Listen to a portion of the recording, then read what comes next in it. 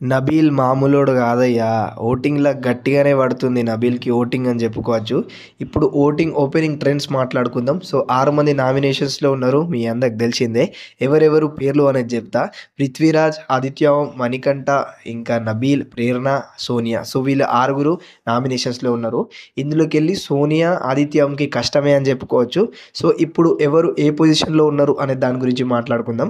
First పొజిషన్‌లో ప్రేరణ అక్క ఉంది. సెకండ్ పొజిషన్‌లో నబీల్ ఉన్నాడు. నబీల్‌కి చాలా ఓటింగ్ పడుతుంది యాజ్ ఆఫ్ నౌ. ఇంకా థర్డ్ ప్లేస్‌లో చూసుకున్నట్లయితే మణికంఠ ఉన్నాడు. మణికంఠ నిన్నటి ఎపిసోడ్‌తో డౌన్ అయిపోయిండు. అంటే సండే ఎపిసోడ్‌తో డౌన్ అయిపోయిండు. సో అందుకే మణికంఠకి థర్డ్ ప్లేస్‌లో ఓటింగ్ అనేది నడుస్తుంది.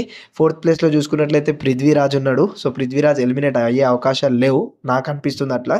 సో ఫిఫ్త్ ప్లేస్‌లో చూసుకున్నట్లయితే ఆదిత్య ఓం ఉన్నాడు. లాస్ట్ అండ్ ఫైనల్ ప్లేస్‌లో చూసుకున్నట్లయితే సోనియా ఉంది. సో ఇది ఓపెనింగ్ ట్రెండ్ మాత్రమే. సో వీళ్ళ పీఆర్స్ అనేవి చాలా గట్టిగా వర్క్ చేస్తాయి. సో ఎవరిని ఫస్ట్ పొజిషన్ నుంచి లాస్ట్‌కి తీసుకురావచ్చు. లాస్ట్ పొజిషన్ నుంచి ఫస్ట్‌కి తీసుకురావచ్చు పీఆర్ అనేది. సో చూద్దాం మళ్ళా చెప్పలేము ఇంకా ఎవరు ఎక్కడ ప్లేస్‌కి వస్తారు అనేది. సో ఇది జస్ట్ ఓపెనింగ్ ట్రెండ్ ఇప్పుడిప్పుడు ట్రెండే కాబట్టి ఇంకా మనం ఏం చెప్పలేము. సో దాని గురించి ఇంకా ముందు ముందు ఓటింగ్ రిజల్ట్స్, ఇంకా ప్రోమోసు, ఇంకా అప్డేట్స్, ఇంకా నామినేషన్స్ లిస్టు, ఎలిమినేషన్స్ ఇవన్నీ మనకు ఆ ఛానెల్‌లో వస్తాయి. సో ఛానెల్‌ని సబ్స్క్రైబ్ చేసుకొని బెల్ ఐకాన్‌ని క్లిక్ చేయడం మాత్రం మర్చిపోకండి. టాటా. Bye bye.